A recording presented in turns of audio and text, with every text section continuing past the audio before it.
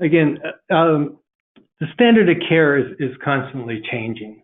And what you will get from this program is a lot of information that you might say is redundant. It's because we think you need to understand that as a professional, you cannot escape responsibility for your services. And that measure of responsibility, the standard of care, is changing.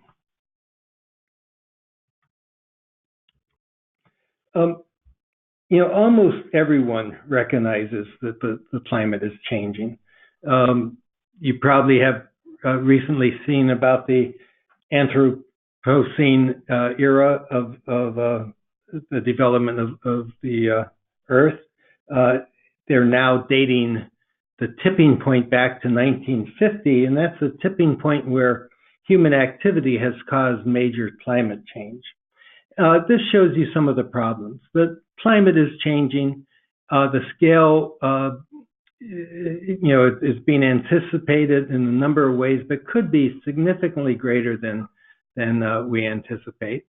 And as a design professional, you rely on codes, and codes are based on historical information that probably is no longer relevant in guiding design liability and just the design of infrastructure that protects public health and safety.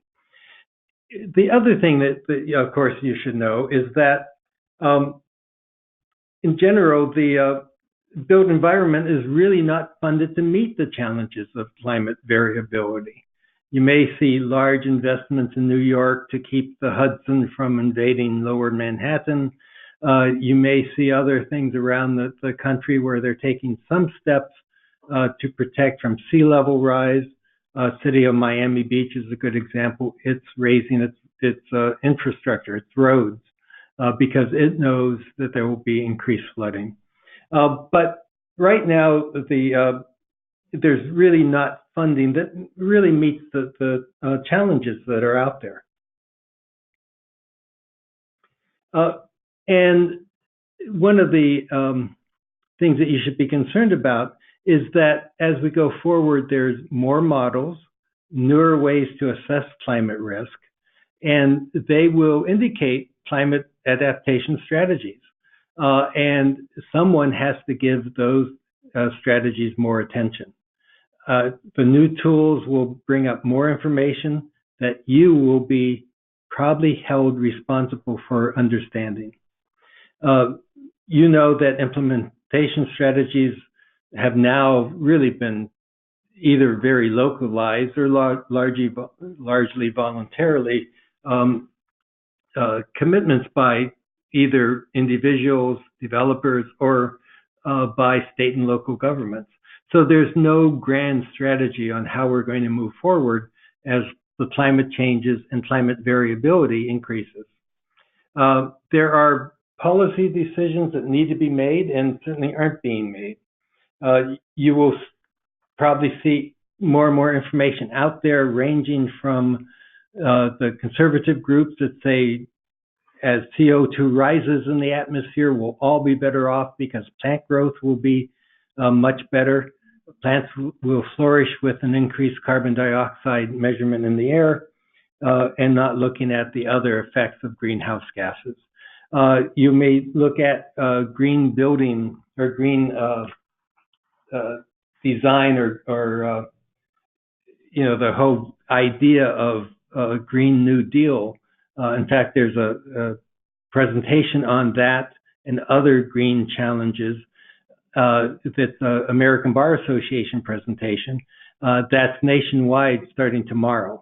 It's something that attorneys can log into. It's been actually simulcast at 8 different sites around the country. So there's a lot of concern about that, but there's not clear-cut policy decisions. And the situation then becomes one that if you have climate change, you need to address those. And that's not what is happening now. Often you design and build to climate patterns of the past because those are codes and standards. Those are the minimum standards necessary in the design and construction of a building. When really, you need to anticipate what might be coming down the line. And unfortunately, a lot of people won't invest in that. In fact, the investment only seems to be for projects where large-term usability or security are desired. And we'll talk a little bit about the military funding bill, which recognizes climate variability and climate change, and is taking steps at the national security level to construct things anticipating future climate change.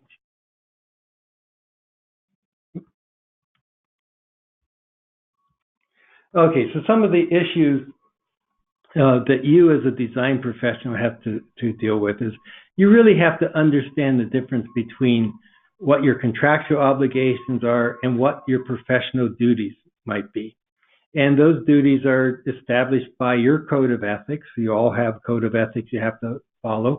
And because you are licensed design professionals, licensed to protect public health and safety, you have to understand what that duty really means.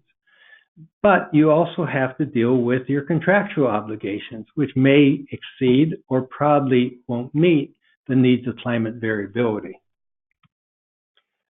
You have to look at how codes and standards really allow a minimum design level, and that at times, and we will repeat this throughout the program, that has to be exceeded to meet the standard of care, to show that you truly understand what your duties are to protect public health and safety. As a design professional, you have to recognize that the profession is beginning to understand this in much greater detail, and that regulations are out there, but they often differ and they are often changing, and they can affect the standard of care for your design. You know, to the extent that your design has to be resilient to meet the demands of climate change. You know, if you look at your professional societies, they should be providing you with information on case law, how that is changing what your responsibility may be.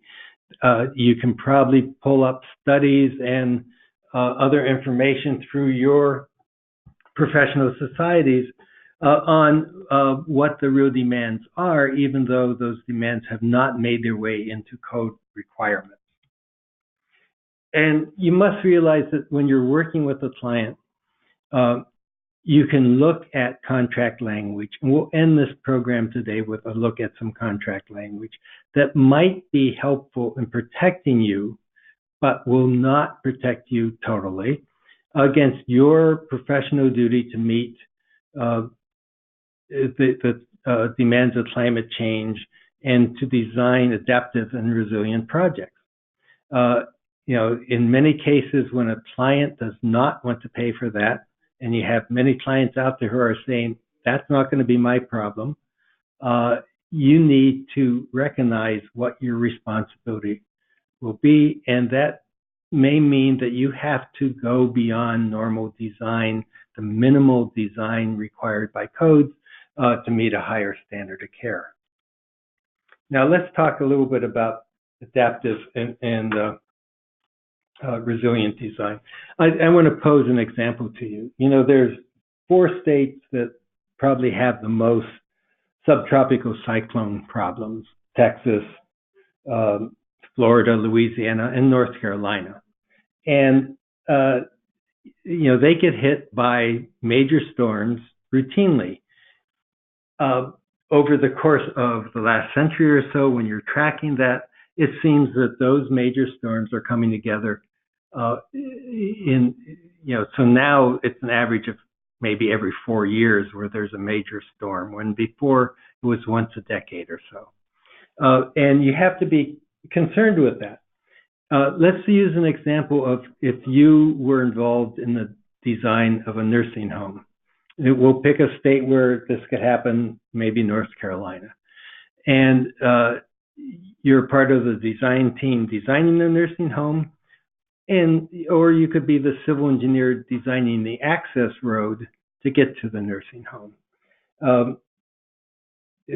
For an example, let's look at a nursing home that's in a nice rural area, It's on top of a rise, surrounded by a ravine with a surrounded by a ravine with a small stream running through it. You're designing the nursing home on top of that facility and away from much of the other society around it. Or you're designing that road leading down the ravine, crossing a small bridge, and up the other side of the ravine to the nursing home. We'll look at that as an example as we go along. Now, what is adaptive and resilient design? Well, it's the intentional design of buildings so that they can recover, so that they can survive a natural disaster, so that they can recover from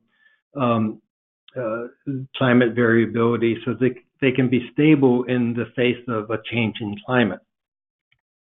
And what really that allows is for infrastructure, whether it's that road or whether it's that nursing home, to be built now with the understanding that the design assumptions you're designing to today may change, and therefore that building may have to adapt to new requirements. And again, you're faced with a major conflict between client demands for minimum investment and the realities of the need for adaptive and resilient design. Think about that nursing home. Your client, the owner of the nursing home, and maybe the owner of multiple nursing homes, understands his marketing ability, but he also understands that he wants to build this building for the minimum cost possible. He wants the best return on investment. He's not altruistic. He's simply a capitalist. He wants a return on his investment.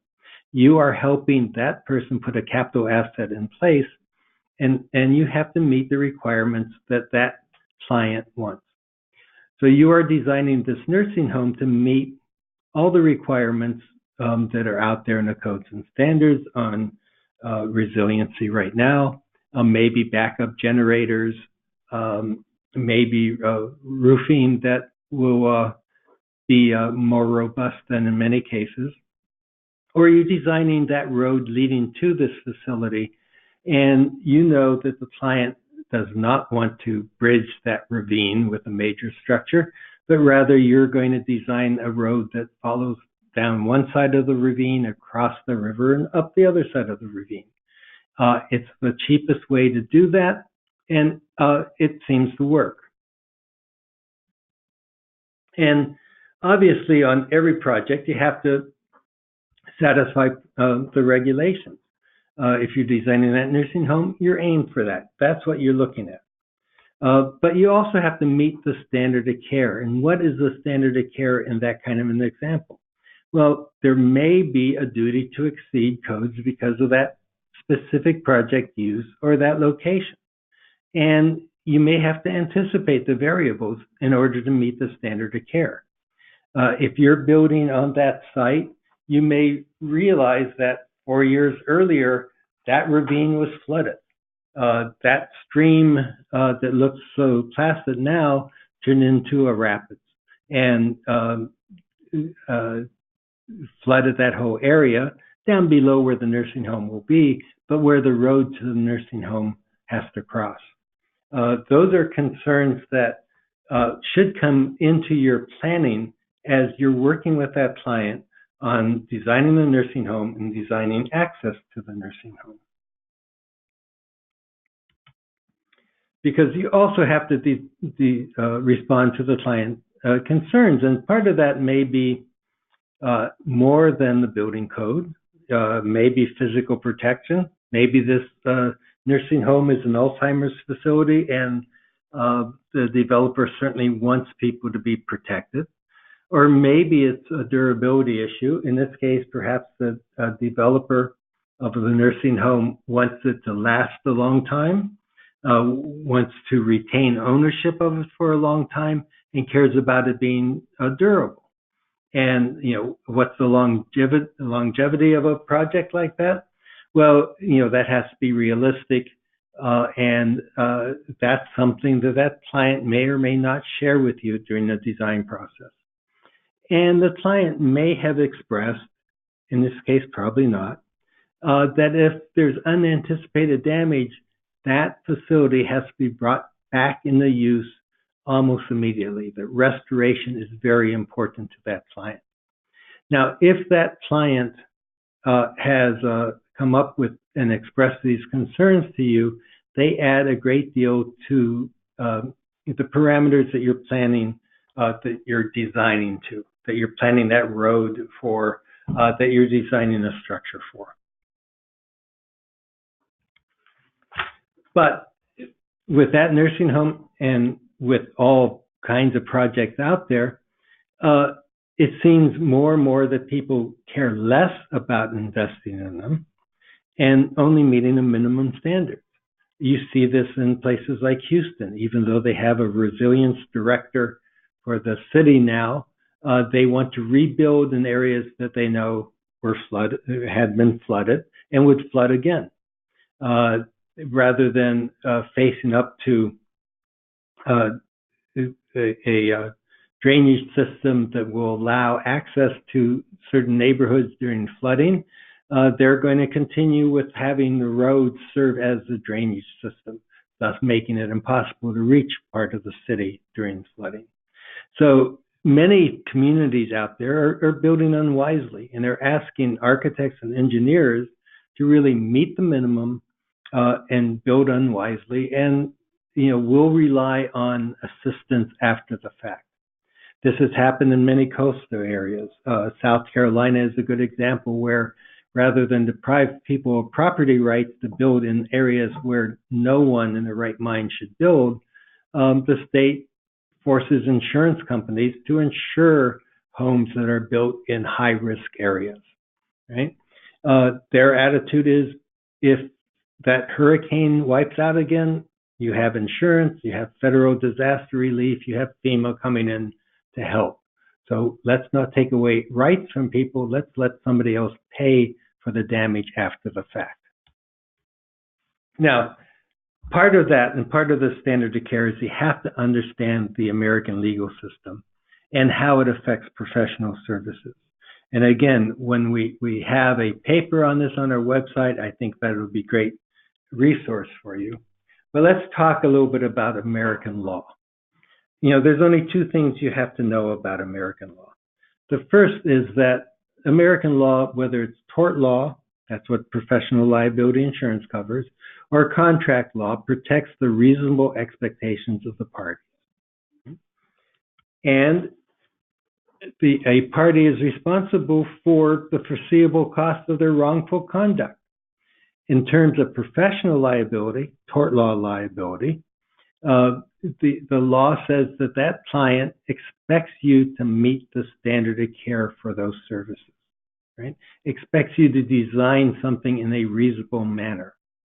And if for some reason you do not meet the standard of care, it does not fall within that scope of reasonableness. If there's a cost involved, if there's harm because of that, that's your wrongful conduct, and you may be responsible for the foreseeable cost because of that wrongful conduct. The real question is, how do you establish what are reasonable expectations? How do you establish your wrongful conduct? And that really comes down to what you may see in a jury trial, where there's expert witnesses talking about what is reasonable, what is the standard of care in that situation, and the jury deciding whether or not that firm met or did not meet the standard of care. And if it did not meet the standard of care, did not meeting the standard of care lead to foreseeable harm, foreseeable cost to the party, the aggrieved party. That can be, again, a changing set of standards in trying to meet the standard of care. Because, in design practices, everything you do is about trade-offs, right? That's what your experience, that's what your expertise is about. It's looking at trade-offs. There is no one right design answer to a problem. And the courts understand that. And the courts do not hold you to a warranty standard. They hold you to a standard of reasonableness, a tort standard, a professional liability standard. And you know that the trade-offs in what you do in designing something to be constructed and designing a capital asset, whether it's that nursing home or that road leading to the nursing home, there's trade-offs, and the trade-offs are all about money, time, perhaps time to build something, and quality. And you're balancing those at the request of the client on every project you do. So in the case of that nursing home, that trade-off may be that they want it up there as quickly as possible. It may be that the quality is going to be something that makes sense for the next 10 years, but 10 years from now, there might be a new paradigm for nursing homes, and that may have to be torn down and replaced. And it's all about money as well. How are you looking at what the client wants to spend on this? And that affects how you're looking at the solution, and may affect how that solution meets or does not meet the standard of care. When you provide design services, you have to meet the contractual expectations of your client. If not, breach of contract could be a tort claim as well. You have to meet the statutory expectations of licensing and practice laws. Again, the state licenses you. You're not simply a vendor of services. You are a professional, and that puts a target on your back. And statutory expectations created by the licensing law may, in fact, put a moving target on your back, because many times licensing laws are very aspirational rather than detailed. And there are public expectations. You are a professional. They do not expect your design in any way to endanger health or safety or welfare of the public. And we know from tort law, again, professional liability, that your services must meet the standard of care applicable to that specific project type, your specific performance on that project. And this is where changing the standard of care really comes in. Let's think about this. Knowledge of climate change impacts. Go back to that nursing home. If you looked at the history of that site, if you looked at newspaper clippings, if you looked at any other information about that site, you might have recognized that valley, that ravine, got flooded 4 years earlier and was impassable 4 years earlier, and that there was major changes in the climate from past storms, and that the one 4 years ago was massive in the amount of rainfall it brought. So that knowledge of the climate change impact on your project really may place a duty on you to design to a different standard, or at least a duty to inform your client that the present standards, the codes and standards applicable to that project, may not be sufficient to make that project resilient, to keep that project operating, to allow that project to be restored after a major event. That could be knowledge or even inferred knowledge, that codes and standards really misrepresent the risk and the need for that project, and that must be addressed by you as a professional. Obviously, if you don't design to codes and standards, that's negligence on your part. Could be negligence per se. They don't even have to prove your negligence. The fact that you did not design it to meet a code means you're negligent. And that could lead to direct liability for any harm caused by that. But regulations that apply to you, especially licensing laws, may include narrative requirements. They may refer to what you do in general terms rather than specific terms. And they may, in fact, refer to codes and standards that are developed by others. So you need to know to what extent meeting codes will be your duty, or exceeding the codes because of that project type. And, courts may look at you as a professional and say, look, you needed not just to meet the code, but to identify and address risks that are well understood in your profession. That's required of you. Will that happen in every case? No, but that can happen, and it will probably happen more frequently as codes do not keep up with climate change.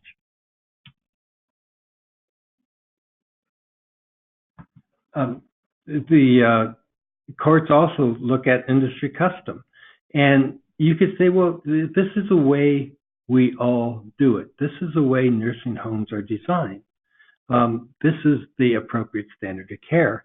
But a court, as one court said in this example, there may be precautions that are so imperative that even if others do not address them, you need it to address it. And in a nursing home, that's a good example where there may be precautions that are so imperative that you needed to go beyond codes and standards that are applicable in that state. You can say, well, I'm just an architect. No, that does not prevent you from being liable. If there's an available means and a realistic means to avoid a safety risk on a project, you may be told that you had to take that was part of the standard of care for someone in your position designing that kind of project on that site at this point in time. And you always have to look at foreseeability of harm. It may be one thing if you're designing a school in an isolated place, and that school is only going to be occupied for a part of the day.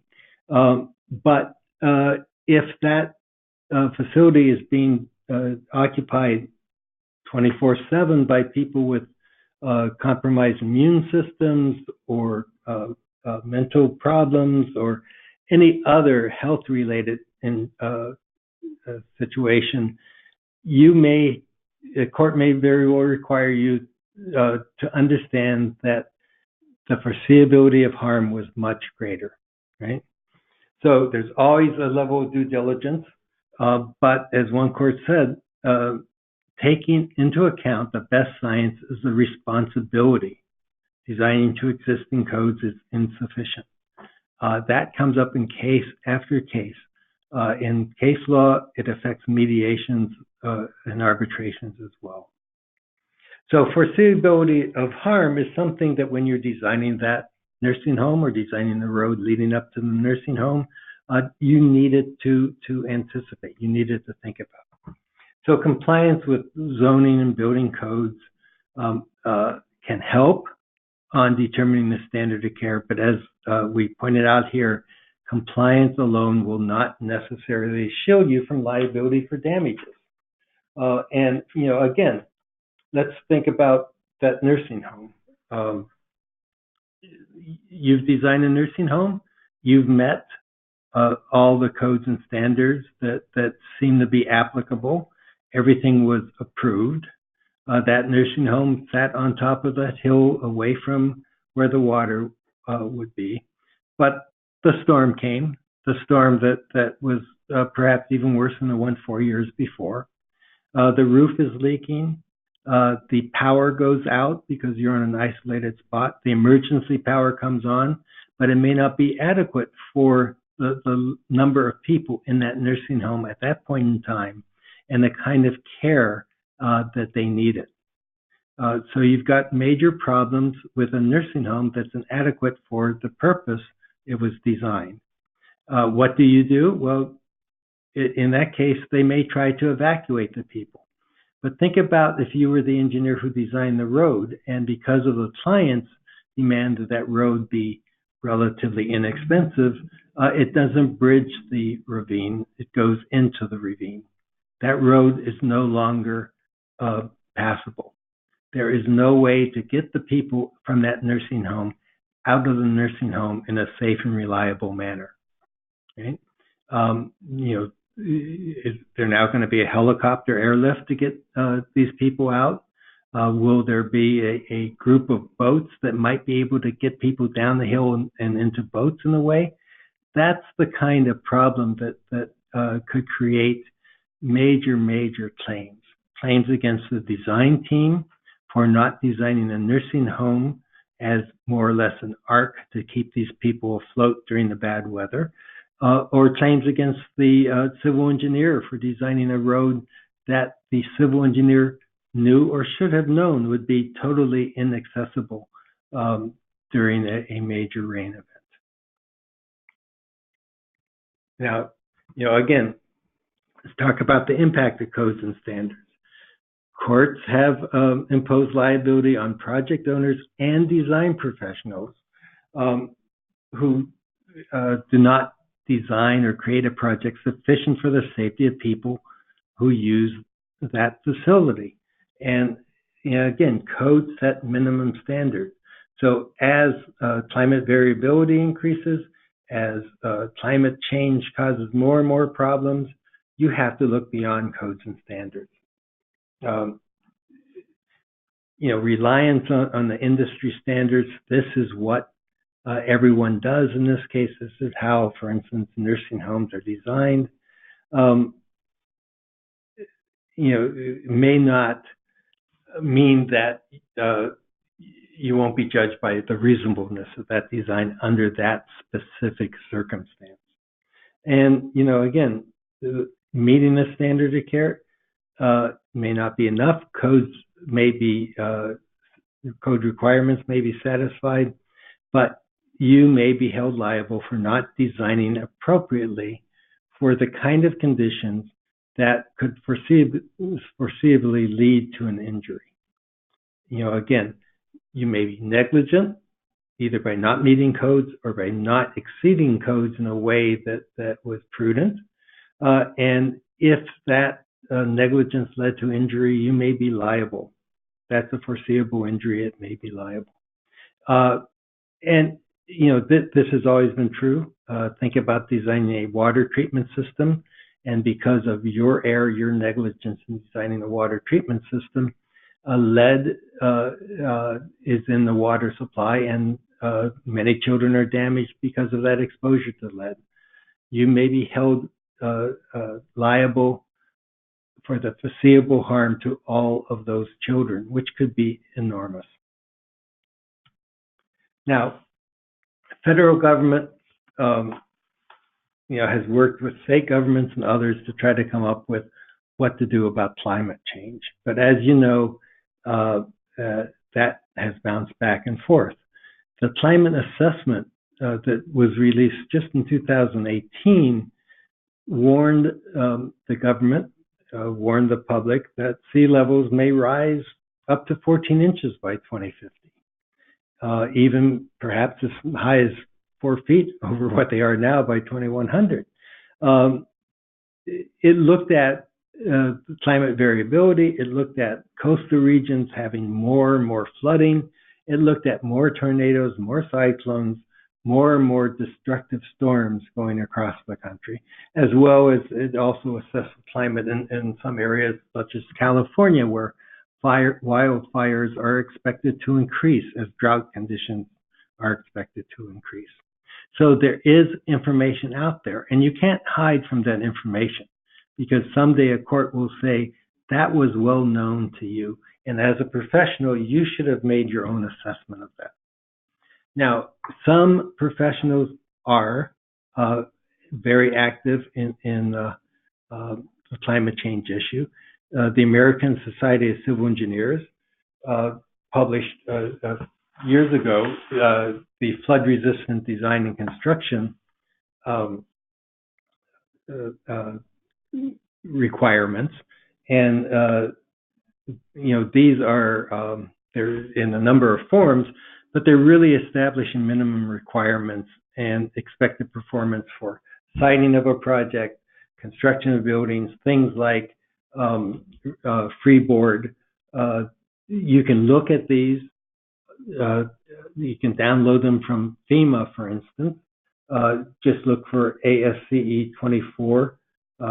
There's one section called .-05, and there's one -14. And both of these are extremely worthwhile to look at, because they talk about building performance, and they talk about what to be expected. and in a way, they influence the standard of care. Right?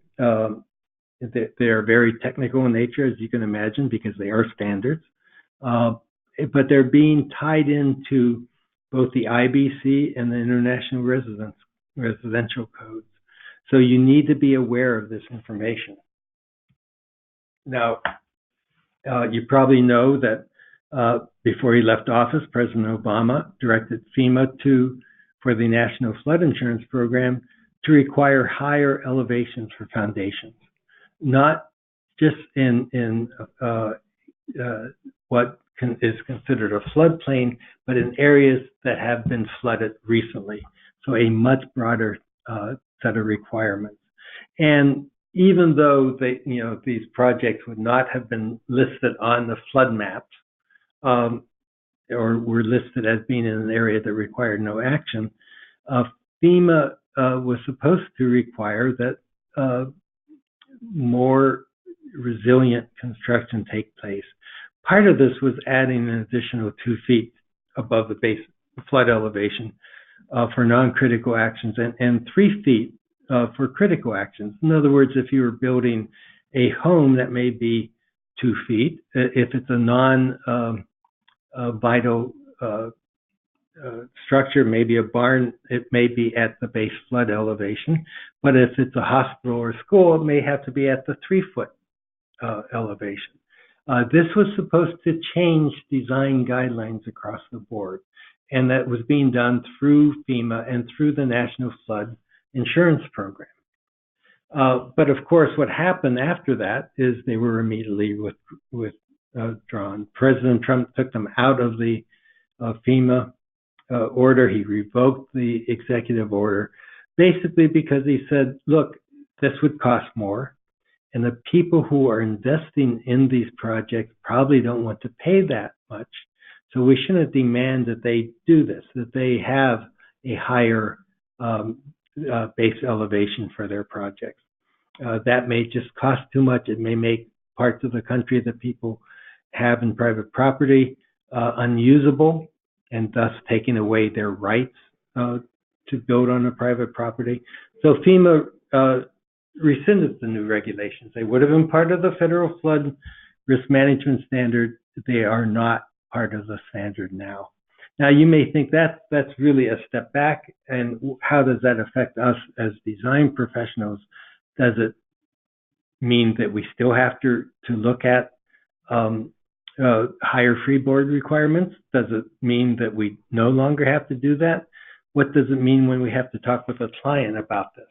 Well, one of the things you should understand that even though the federal government at the presidential level has said we shouldn't be worried about this, we should not deny people rights to build on property that they own. We should not require more resilient buildings because that would up the cost.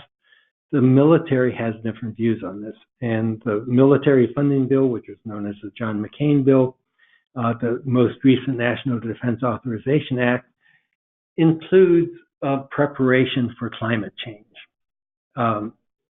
It has a section that's being written right now called Inclusion Consideration of Energy and Climate Resilience. That's the efforts and master plans for major military installations. If you work for DoD at all in their design, you know that they're very serious about this. There are bases in this country that now can get all the power from solar and wind energy with only tied into power lines as backups. They are worried about utility disruptions causing a lapse in security. So the military funding bill says that they're going to go broader. They're going to say that if there's a 100-year floodplain, and that means a 1% chance every year of getting flooded, you have to really look at those for vulnerability, and you have to consider alternative sites. Take it out of the floodplain, even if it looks like the flooding will not happen that often. If you're going to be resilient, if you're going to be secure, if you're going to be stable, the military wants their bases to be in a place where they won't be flooded, where they won't be damaged, and where they can have good access to energy resources. So they're saying, for instance, that mission critical facilities have to have that 3-foot freeboard, and that other things, including, dining halls and schools and others, have to be at least 2 feet above the base flood elevation. So when the military says this, it will affect everything you do. They are the largest real estate holder in the country. They have far more money to build than anyone else does. And what they require of the design communities will end up influencing all design. So be aware of that. Now, there are some things that you possibly can do to protect yourself, but the idea that you can have something in your contract that's ironclad that will prevent you from ever being sued, or will prevent you from ever being held liable if you are sued, that just doesn't work. Remember, part of it is the standard of care, part of it is the duty to design to meet climate variability, or at least the duty to inform the client that current codes and standards may not be enough as a design parameters. Now, one thing we've always said with sustainability, it's true with climate design, is that clients should sign an informed consent provision. And that informed consent provision really says, look, I understand what the limitations on this design would be. I understand what you can and cannot do as a design professional. And I recognize that that's what I should hold you responsible for. So if I'm providing you information on the site, or if I'm providing you information on my requirements for resiliency, you can rely on that, right? If you're designing that condo at the water's edge, and you have a client sign an informed consent that they understand that may be under 3 feet of water in a few years, chances are that informed consent is not going to help you, especially when those condo buyers decide that they can sue you, and they can. So you have to be very careful, but an informed consent provision in the contract makes a lot of sense. It shows that the client at least understands that there are some limitations on what you can do. Another contractual protection you can always try to include in the contract is disclaimer language, right? And in this case, I'm going to look at codes and standards that exist. I'm going to use my professional skill and care to meet the requirements of current codes and standards, but I do not possess the expertise to really understand the effects of climate change or extreme climate events that go beyond current codes. So between you and me, owner, you are recognizing that I can't predict the future. I only can design to what I know, and that's the codes and standards. And following disclaimers, there's usually a waiver. And the waiver is waiver of rights against you. And it may be something is brought as waiver of all consequential damages. It may be related simply to something like this. I will not bring any claim against you related to climate events that exceed those addressed by existing codes and standards. In other words, okay, we all know that the climate is changing. We all know that there could be extreme weather events, but I only want you to design to existing codes and standards. And as a trade-off for that, I will waive any claim against you if something beyond what the codes and standards expect happens. So when an extreme climate event happens, at least from the client standpoint, they've said, I won't bring a claim against you. And, waivers can address other things. Here are 2 other examples.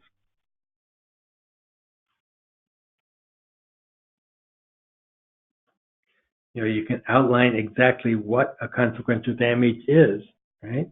Or you can leave it up to whatever the state might address it as constituting. Obviously, consequential damages can be enormous. Things like loss of use, loss of income, loss of profit, loss of reputation can be enormous risks. And if you can get a client to waive those types of consequential damages in these types of projects, you're probably a little bit better protected.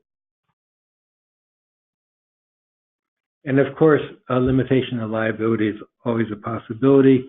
Limitations of liability are insurance companies love them because they tend to protect insurance companies far more than they protect the insured. But you can have a project owner limit your liability, and how are you going to limit it? You can limit it in any number of ways. This limitation is only to actual damages to the extent caused by your failure to design to existing and applicable codes. In other words, you're not on the hook for climate change. You're only on the hook for damages if for some reason you were negligent in designing to existing codes. That's a pretty good limitation. You can always limit your liability to any number of things like your insurance or your fee or a dollar amount. But you always have to keep in mind that any limitation of liability is simply a contract, private law between you and your client, and doesn't affect other parties that could be harmed. So in other words, even though that owner of that nursing home may limit your liability, the people who were harmed because that project was not able to meet their needs, and you should have been aware of their needs, and you should have been aware that climate conditions could affect that project, those people would still have a right of action against you. Your liability is not limited to those third-party claims. And what could protect you against those kind of claims is an indemnity obligation running from the owner to protect you. It's unusual that an owner would take on that sort of risk, but it is always something you can attempt to negotiate, especially in a situation where you're worried about major third-party claims against you because of your design. And there's also a prohibition of third-party beneficiaries. And this usually protects you against claims from, for instance, the lender for that nursing home owner or other parties that say, you knew I had some concern about this project, I had some rights in this project, and therefore your services were for my benefit as well, and therefore I have a right to bring a lawsuit against you. So prohibition of third-party beneficiaries is something that's standard in AIA and EJCDC contracts, and it's something that you should be on the lookout for if you're designing something where you're concerned about climate variability or that codes and standards do not meet the specific needs of that project type. Now let's just give a little bit of a summary before we end, and we will remind you again, compliance can help determine the standard of care, but it alone will not shield you from liability for damages because you failed to account for climate change. If the codes have been around for a while and did not anticipate the climate changes, they might be looking at that information now. They may be changed in the future, but you may have the duty to design to a much higher level than the existing codes and standards. You cannot rely on them to meet your professional obligations to design for public health, safety, and welfare. You really need to understand that standard of care is an ever-changing thing. It evolves.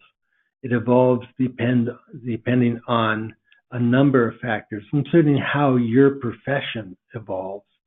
As civil engineers become more aware and publish standards on climate designing for climate change, civil engineers have to be aware of that, right? But all professionals have to be aware of how the profession is changing and how they need to respond to things like climate change. Now, as I mentioned to you, we have other information on this, management advisories. We'll soon have the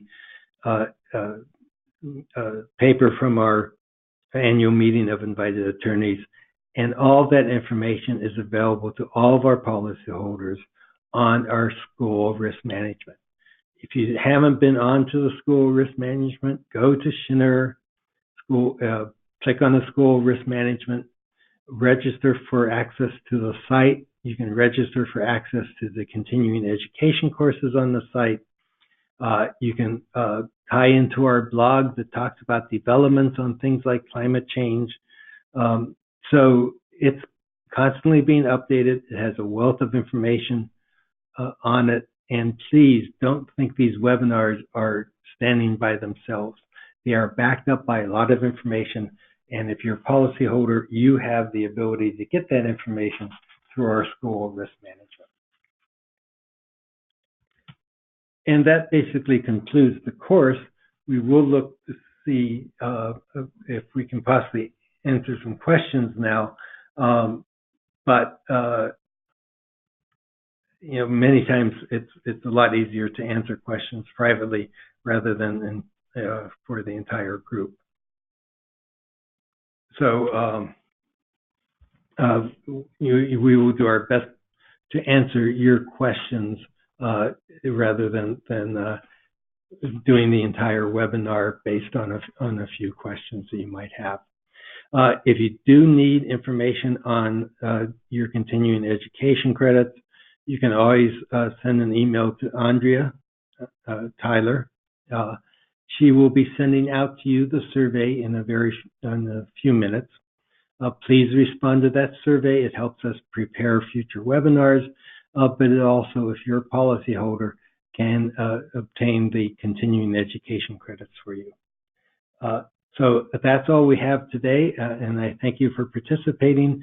Again, look for that paper on climate change and the standard of care in late May, and don't forget to sign up for our other monthly webinars.